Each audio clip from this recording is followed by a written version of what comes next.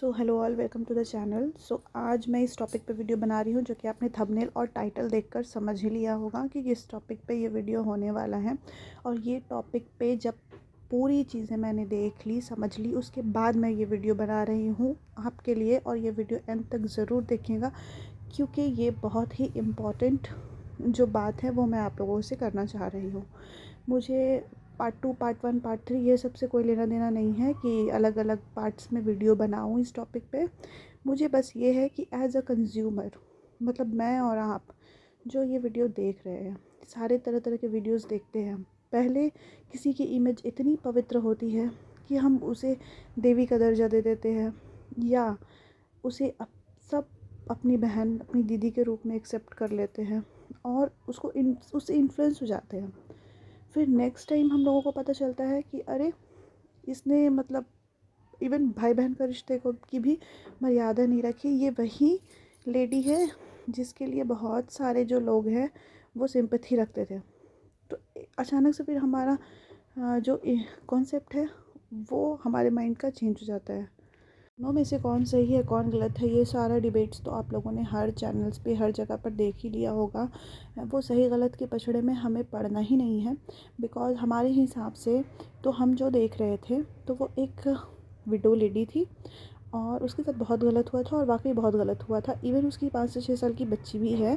सो हमारे लिए ये जो एक मतलब रोल होता है ना, एक आइडियल की तरह एक वो लेडी होती है और उसने ख़ुद को प्रेजेंट भी वैसे ही किया था। सो हम लोग उसको आइडियलाइज़ भी करने लगते हैं कि अरे इससे कोई गलती हो ही नहीं सकती है। और दूसरी चीज़ ये कि जो ये दिख रही है, जैसी कैमरा पे दिख रही है, रियलिटी में वैसे ही है। हम ये अज्यूम करने लग जाते हैं और एज अ ऑडियंस कहीं ना कहीं हम लोग उससे अटैच होते हैं तो हम लोग भी डिस्ट्रॉय होते हैं। लेकिन इन रियलिटी हम लोग जो है एज अ ऑडियंस उनके लिए सिर्फ़ और सिर्फ पैसे कमाने का एक ज़रिया होते हैं। उनका अटैचमेंट कितना है वो तो हमें साफ अब पता चल ही जाता है जब इस तरह की रियलिटीज़ बाहर आती है। इवन जिसने रियलिटी बाहर लाई है, यानी कि वो जो लड़का है, वो उसको भी हम कहीं से भी सही बोल नहीं सकते हैं।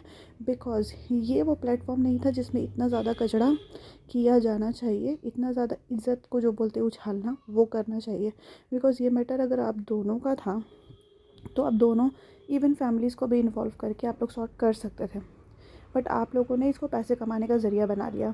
मतलब अगर अब देखा जाए तो ऑडियंस पे कितना गलत ये लोग इन्फ्लुएंस दे रहे हैं कि आप अलग इमेज फॉर्म कर सकते हैं जस्ट टू अर्न मनी। और ये एक प्लेटफॉर्म सिर्फ और सिर्फ मनी अर्न करने का ज़रिया है। हम लोग फैमिली फैमिली बोलते हैं but you are not the family. आपसे बेवकूफ़ कोई नहीं है, हम सिर्फ आपको बेवकूफ़ बना के बस पैसे कमाना चाहते हैं। अभी भी आप देखिए इतना सारा मैटर्स हो रहा है लेकिन उन लोगों को कोई फ़र्क नहीं पड़ रहा है। कमेंट्स ऑफ करके भी सारे व्लॉग्स अपलोड हो रहे हैं। आप क्या सोच रहे हो उनके बारे में और आपको जानना आपके में के मन में कितनी उत्सुकता है कि अपना पक्ष कोई रखे, उससे उन लोगों को कोई लेना देना नहीं है। और एटलीस्ट चलिए आप जैसे वो जगत दीदी, क्योंकि उसका मैं नाम नहीं लेना चाहूँगी बिकॉज़ उसका नाम लेना बहुत ही डेंजरस होता है। पता नहीं क्यों वो ऐसा करती थी, उनको बहुत बुरा लगता है कि उनके ख़िलाफ़ कोई कुछ ना बोले। बट ये भी सरासर गलत है। आप कभी ना किसी पॉइंट पे आप गलत हो सकती हैं और वो साबित भी हो गया कि आप है भी बहुत जगह पे गलत। लेकिन वो दूसरों को अपने बारे में कुछ नेगेटिव बोलने का किसी तरह का भी परमिशन नहीं देती हैं। इवन वो चैनल्स को डाउन भी कर देती हैं। तो चलिए ठीक है, लेकिन आप जो अभी आपकी चीज़ें सामने आई हैं तो आपने सोशल प्लेटफॉर्म पे ही उसको रखा है और आपने ये मौका दिया है ऑडियंस को कि वो आपसे सवाल करे और सही और गलत चीज़ों को जानने का। और एक तरह से ये ठगी भी हुई है ऑडियंस के साथ, तो उसके बारे में समझने का उन्हें मौका मिलना चाहिए। खैर, अगर बात की जाए एज अ ऑडियंस, क्योंकि आज मैं सिर्फ एज अ ऑडियंस बोलना चाहूँगी कि एज अ ऑडियंस हम अगर किसी को अडोर कर रहे हैं तो हम लोग उसको बहुत हद तक, बहुत ऊपर तक अडोर करते हैं। मतलब उनकी लाइफस्टाइल से पूरी तरह से इन्फ्लुएंस होते हैं और उनके जैसा बनने की कई बार कोशिश करने लगते हैं।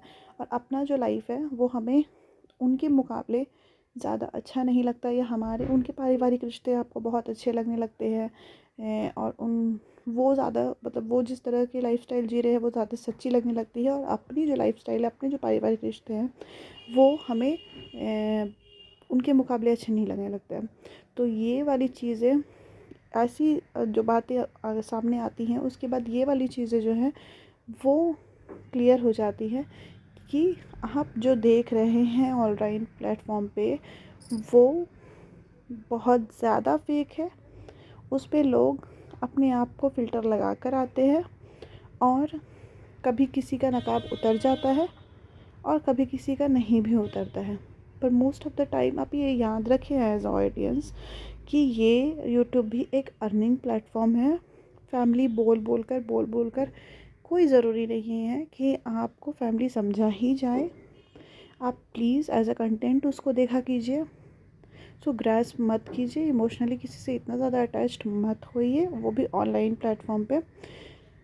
और कोशिश कीजिए कि ऐसे लोगों को कम से कम देखें ताकि आपका जो मेंटल स्टेटस है वो भी आपका थोड़ा अच्छा रह सके। बिकॉज़ जैसी चीज़ें आप देखते हैं, जैसी चीज़ें आप ग्रैस्प करते हैं, आपका जो लाइफ स्टाइल है वो उसी हिसाब से होने लगता है और आपकी जो पर्सनैलिटी है उस पर भी बहुत ज़्यादा इम्पैक्ट पड़ता है। तो सही गलत के चक्कर पे हम लोग ना पड़ते हैं। और बाकी आप लोग ये ज़रूर बताइएगा कि जितनी बातें मैंने बोली है एज अ ऑडियंस, क्या हमें उस पर काम करना चाहिए या नहीं करना चाहिए। हमें एज अ ऑडियंस किस चीज़ों को बढ़ावा देना है और किसको नहीं देना है वो हम ही डिसाइड कर सकते हैं। और एक एक ऑडियंस, एक एक व्यूवर मैटर करता है।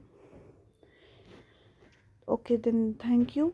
नेक्स्ट अगर मुझे ज़रूरी लगेगा इस टॉपिक पे वीडियो बनाना तो मैं बनाऊंगी, नहीं तो अगले टॉपिक के साथ आपसे मिलती हूँ। तब तक के लिए अपना ख्याल रखिएगा। Take care and always be positive in life. Never grasp anything that harm you. Thank you so much and bye bye.